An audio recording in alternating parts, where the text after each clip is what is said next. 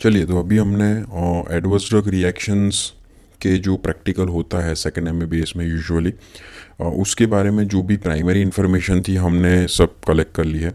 जैसे हमने कहा था कि हम एक केस भी आपको देंगे और उसका एक एक्सरसाइज भी करवाएंगे कि कैसे adverse drug reactions fill in करते हैं, तो जिससे ये पूरा जो एक्सरसाइज है आपको एग्ज़ाम में कंपैरेटिवली ईजी तरीके से हो जाए। तो चलिए देखते हैं कि एक केस यहाँ पे हमने एक लिया है कि प्रकाश शाह करके पेशेंट है, 60 ईयर ओल्ड मेल है, जिनका वेट 60 kg है और इनका डायग्नोसिस है कि इनको सेरेब्रोवास्कुलर स्ट्रोक हुआ है विथ राइट साइड हेमिप्लीजिया। इसके लिए उनका मेडिकेशन चल रहा है 25/8/2015 से।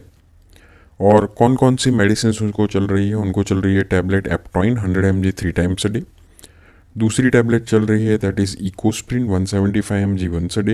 एक दूसरी टैबलेट चल रही है पेंटोसिट 40 mg पर डे। और क्लोपिलेट करके एक टैबलेट चल रही है, दिन में एक बार लेना है। 3 महीने के बाद मेडिकेशंस लेने के बाद 26/11 को पेशेंट्स को कंप्लेन हुई। क्या कंप्लेन हुआ? उनको हुआ rashes, swelling of tongue and difficulty in swallowing. और उसके बाद ये जो टैबलेट एप्टॉइन थी वो विड्रॉन मीन्स कि बंद कर दी और पेशेंट धीरे धीरे रिकवर हो गया। तो ये एक पूरा केस दिया है। ये केस को आपको अच्छे से पढ़ना है तो आपको सीक्वेंस ऑफ इवेंट्स पता चलेगा। यहाँ पे सीक्वेंस ऑफ इवेंट्स बहुत ज़्यादा है, तो ये आपको इम्पॉर्टेंट चीज़ है कि आप पढ़े, अच्छे से समझे कि क्या हुआ है, किसकी कंडीशंस के लिए मेडिकेशंस दी है, तभी आप फॉर्म फिल इन कर पाओगे। तो यहाँ पे जो पेशेंट्स है उसके बारे में ये पूरी इन्फॉर्मेशन दी है। तो समझने के बाद आपको अब एक फॉर्म दिया जाएगा, उस फॉर्म में आपको इन्फॉर्मेशन फिल इन करनी है। तो इस टाइप का एक फॉर्म होता है और यूजुअली अपडेट के साथ ये फॉर्म चेंज होता रहता है, लेकिन बेसिक कंपोनेंट्स उसके सेम ही होते हैं। उसमें जैसे हमने कहा था कि यूजुअली 4 कंपोनेंट होता है। पहला पेशेंट्स के बारे में इन्फॉर्मेशन, दूसरा होता है जो रिएक्शन है उसके बारे में इन्फॉर्मेशन, तीसरा होता है उसके बारे में, जैसे हम देखते जाएंगे वन बाय वन, तीसरा जो होता है वो ड्रग्स के बारे में जो इन्फॉर्मेशन है, और चौथा जो रिपोर्टर कौन है, किसने ये रिपोर्ट किया है, उसके बारे में इन्फॉर्मेशन। तो ऐसे ही 4 इन्फॉर्मेशन है और जिसके ऊपर हमें पूरी डिटेल में भरना है और आपका देन वाइवा होगा। तो चलिए देखते हैं, पहले देखते हैं पेशेंट्स इन्फो। तो क्या है कि हमें सिर्फ इनिशियल्स ही पढ़ने हैं। तो इनिशियल यहाँ पे प्रकाश शाह करके पेशेंट था, तो यहाँ पे PS ही हमको सिर्फ लिखना है। अब क्वेश्चन सबको पूछ सकते हैं कि क्यों PS, क्यों इनिशियल्स ही लिखना है, क्यों पूरा नाम नहीं लिखना है? तो थिंग इज़ की कॉन्फिडेंशियलिटी मेंटेन करना है। ये प्रोग्राम के अंतर्गत हमें पेशेंट का कॉन्फिडेंशियलिटी मेंटेन करना है। ऐसा नहीं कि पेशेंट का जो इन्फॉर्मेशन है हम ऐसे ही लेके उसको ओपन करके रिवील करते फिरें। काफ़ी सारे पेशेंट्स होते हैं, कुछ कुछ सोशल स्टिग्मा होता है, ऐसे कुछ डिसीजेस होते हैं, ऐसी कुछ दवाइयाँ चल रही होती है, ऐसे एडवर्स ड्रग रिएक्शंस, उनका पर्सनल इन्फॉर्मेशन रहता है, तो उसको हम लोग ओपन नहीं कर सकते, रिवील नहीं कर सकते। तो इसीलिए हमको पेशेंट्स का इनिशियल से सिर्फ लिखना है, ज़्यादा उनका पूरा नाम लिख के कॉन्फिडेंशियलिटी रखना है, डिस्क्लोज नहीं करना है।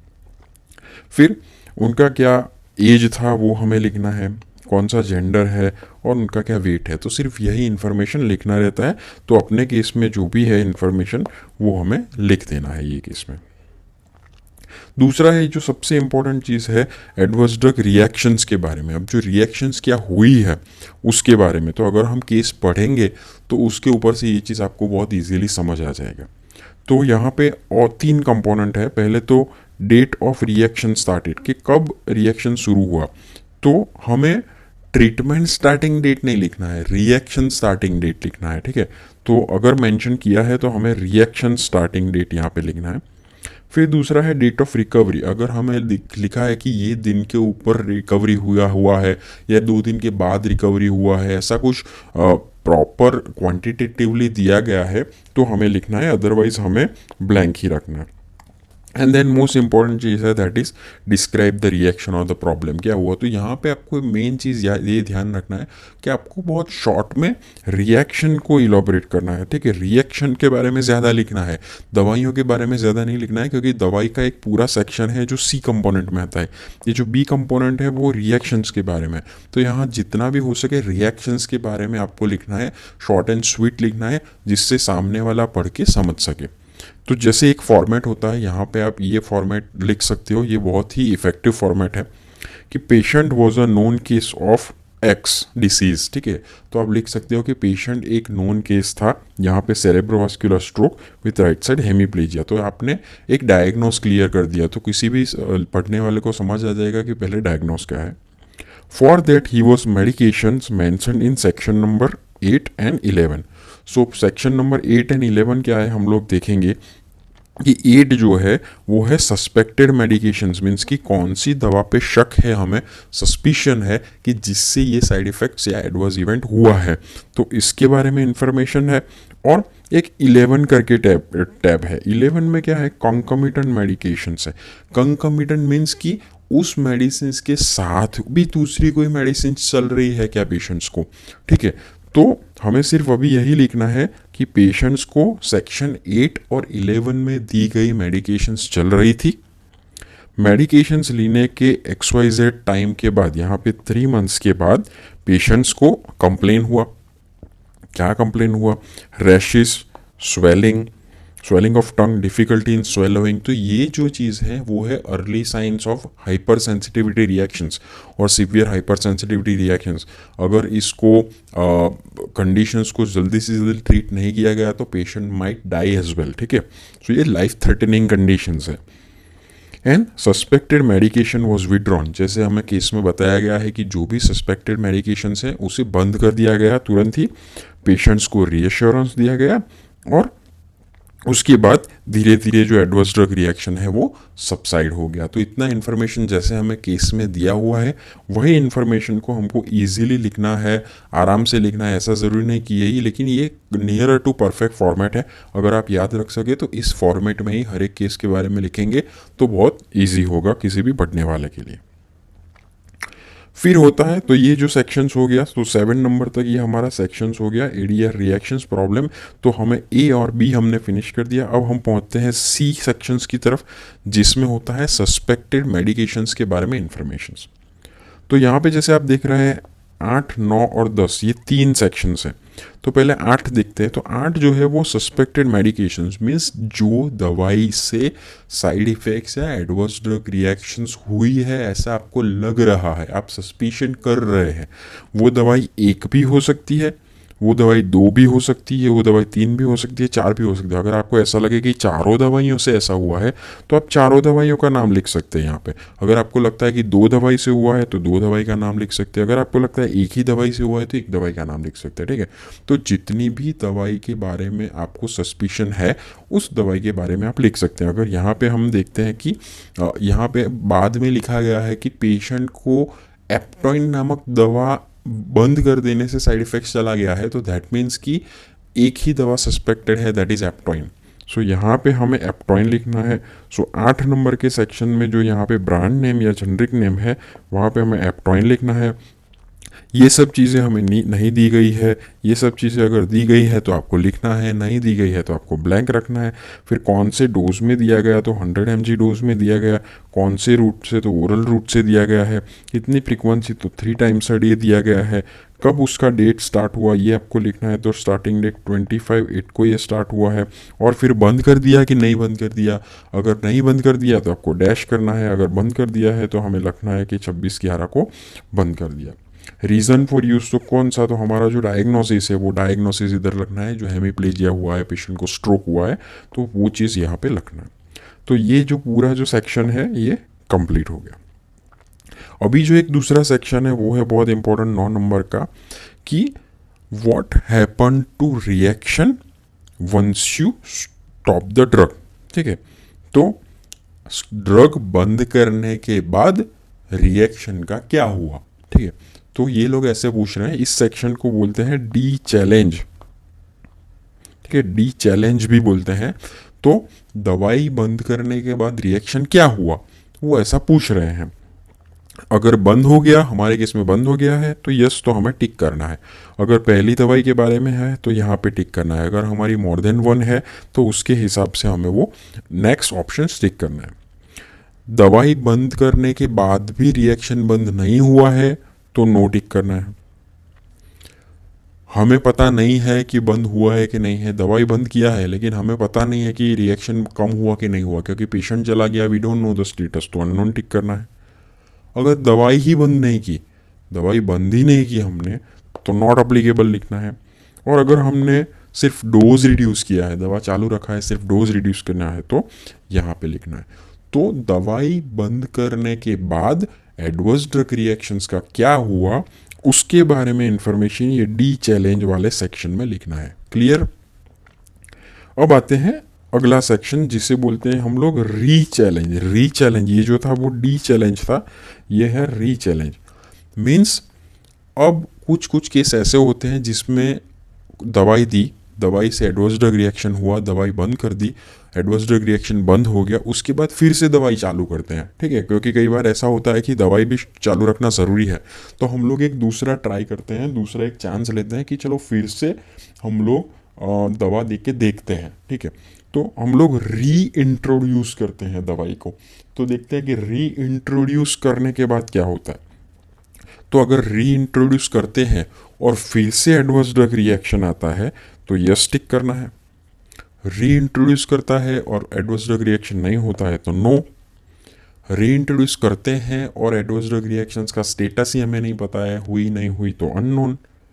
री इंट्रोड्यूस ही नहीं किया है तो not applicable. And re introduce किया है तो कौन से डोज में किया है उसके बारे में लिखना है। ठीक है, तो यहाँ पे नॉट अप्लीकेबल आएगा क्योंकि हमने री इंट्रोड्यूस ही नहीं किया है। ठीक है, तो इस तरह से हम लिए कि री चैलेंज का जो पूरा जो सेक्शन है वो कवर करेंगे। सो हमने दवाई के बारे में पूरा इंफॉर्मेशन यहाँ पे ये सी सेक्शंस में दे दिया है। दैट इज सस्पेक्टेड मेडिसिन्स, उसके साथ मेडिसिन्स बंद करने के बाद रिएक्शंस का क्या हुआ, और अगर कुछ कुछ केस में आपने री इंट्रोड्यूस किया है या नहीं, और अगर किया है तो फिर एडवर्स ड्रग रिएक्शंस का क्या हुआ। तो इस तरह से ये पूरा सेक्शन आपको भरना होता है। सो ये जैसे हमने देख लिया, ये पूरा सेक्शन जैसे हमने फिलअप कर दिया है। आगे हम बढ़ते हैं section number 11, that is concomitant medicine. Concomitant medicine means क्या होता है कि हमारी मेन दवाई के साथ और कौन सी मेडिसिन चल रही थी, तो उसको हम लोग कंकमिटेंट मेडिकेशंस में रखेंगे, साथ साथ चलने वाली दवाई। क्योंकि कई बार ऐसा होता है कि पेशेंट्स को मोर देन वन मेडिकेशंस भी चल रही होती है, तो उसको हम, लेकिन हम लोग उसे सस्पिशियस में नहीं डालते हैं कि इससे हुआ है, ऐसा नहीं डालते, तो उसे हम लोग कंकमिटेंट में डालेंगे। उसमें आपको दवाई के बारे में इंफॉर्मेशन जो भी दी गई है वो यहाँ पे लिखना है। फिर आएगा 12 नंबर का एक सेक्शन आएगा जहाँ पे रिलेवेंट टेस्ट लिखना है और लेबोरेटरी डेटा। तो अगर आपको कुछ रिलेवेंट लेबोरेटरी डेटा या टेस्ट दिए गए हैं और अगर वो रिलेवेंट है, relevant to what, relevant to disease और relevant to ADR, yes it's relevant to ADR. ADR के साथ रिलेवेंट आपको कोई डेटा दिया गया है, उसका इन्वेस्टिगेशंस दिया है, तो वो आपको इधर लिखना है। यहाँ पे नहीं दिया गया है तो नील लिखा है। अगर पेशेंट्स का कुछ रिलेवेंट हिस्ट्री दिया गया है, कोई प्री एग्जिस्टिंग कंडीशंस दिया गया है, तो यहाँ पे लिखना है। यहाँ पे कोई नहीं दिया गया है इसलिए नील लिखा है।